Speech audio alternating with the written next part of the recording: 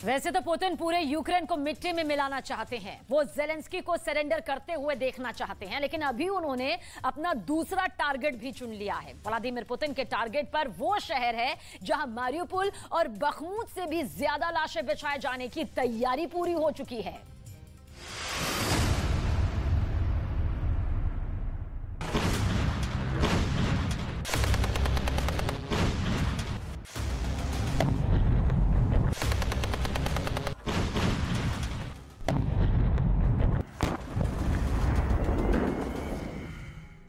ये बखमुत का मोर्चा है। नाउमीदी के बीच ज़ेलेंस्की की फौज अब भी लड़ रही है।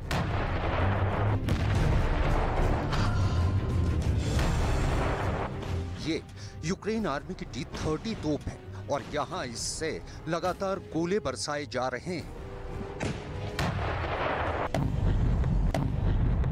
ज़ेलेंस्की की फौज ने हौसला नहीं खोया है। पुतिन से टक्कर लेने के लिए वो हर तरीके का इस्तेमाल कर रही है। ये T-30 तोप 122 मिलीमीटर के गोले फायर करती है। एक गोला दागने के बाद दूसरा गोला लोड कर दिया जाता है। गनर दुश्मन के ठिकाने पर निशाना लगाता है और फिर कमांडर के ऑर्डर पर तोप का ट्रिगर खींच लिया जाता है।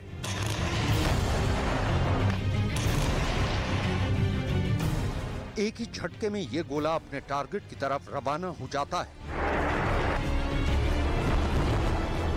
लेकिन इस युद्ध में अब एक और शहर बखमुत बनने की तरफ बढ़ रहा है, जहां बखमुत से भी ज्यादा खून खराबा देखने को मिल सकता है और उसका नाम है स्लोवियांस्क। पुतिन ने ऑर्डर जारी कर दिया है कि बखमुत को जीतने से पहले स्लोवियांस्क पर चढ़ाई कर दी जाए। रिपोर्ट ऐसी है कि बखमुत जीतने में हो रही देरी के बाद स्लोवियांस्क पर चढ़ाई का टेंडर कादिरोव को दिया जा सकता है, क्योंकि पुतिन का ऑर्डर है कि स्लोवियांस्क पर हमला ऐसा हो जिसमें रहम की गुंजाइश बिल्कुल ना हो।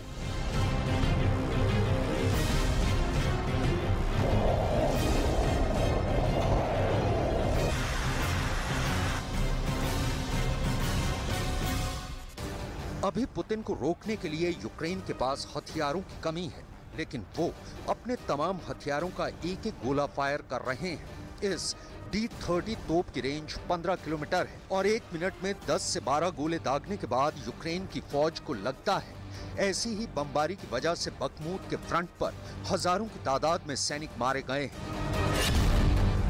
ज़ेलेंस्की का दावा है कि बखमुत में ही रूस के 40,000 से ज्यादा सैनिक मारे गए हैं। हालांकि पश्चिमी देशों की खुफिया एजेंसी मानती है कि ये तादाद 20 से 25,000 है। वहीं रूस के समर्थक लड़ाकों का दावा है कि यूक्रेन ने बखमुत में 20,000 сеніків खोया है. Ну от саме на цьому напрямку вони агресивно себе поводять. Агресивно поводять в більшості це технікою, артилерією. Ну і піхота якби агресивністю не відрізняється, але натиском, напливом, тобто кількістю, масштабністю вона перевищує всі інші напрямки. यूक्रेन और रूस के बीच लड़ाई आमने सामने चल रही है। अपनी ट्रेंच यानी छुपने के लिए खोदे गए गड्ढों में यूक्रेन की फौज जमी हुई है और यहीं से उसकी छोटी रेंज वाली तोप रूस के बड़े अड्डों और उसकी सप्लाई लाइन पर कहर बरपा रही है।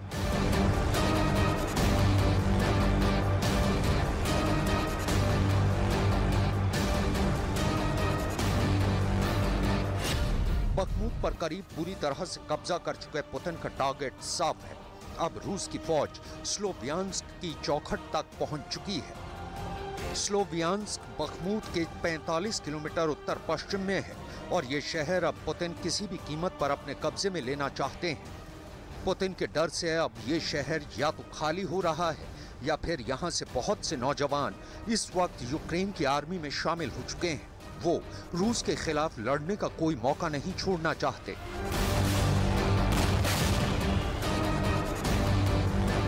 Все ж таки виженемо ворога нашим блискучим контрнаступом, і вже нарешті можна буде вперше після взагалі шкільного навчання насолодитись цивільним життям, розвивати себе якось, можливо, в якомусь іншому цивільному напрямку, бо після школи якби я і не бачив нічого, окрім війни, от вже 6-й рік поспіль.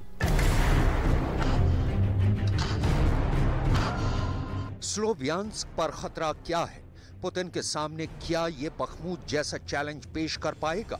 यहाँ ज़ेलेंस्की का सबसे बड़ा डिफेंस क्या होगा? सब बातों को देखा जाए तो बखमूत के बाद ये यूक्रेन का सबसे बड़ा शहर है जो पुतिन की जद में आ चुका है। इससे पहले पुतिन ने जिस तरह से मारियोपोल की लड़ाई लड़ी और फिर बखमूत में यूक्रेन के मोर्चों को रौंद कर रख दिया, उससे लगता है कि स्लोवियांस्क में जंग और भी खतरनाक हो सकती है। इसे समझने के लिए हम आपके लिए कुछ बातें बहुत पुख्ता रिसर्च के साथ निकाल कर लाए हैं।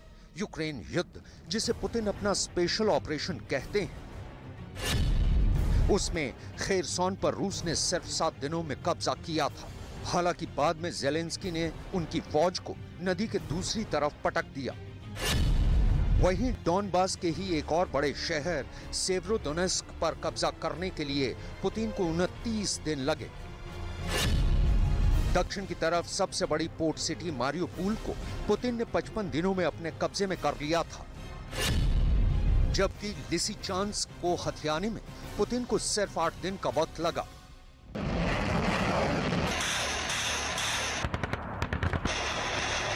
वहीं बखमूत पर अब भी पुतिन का पूरी तरह कंट्रोल नहीं हुआ है। यहाँ का युद्ध 8 महीनों से जारी है और लड़ाई लगातार तेज होती जा रही है।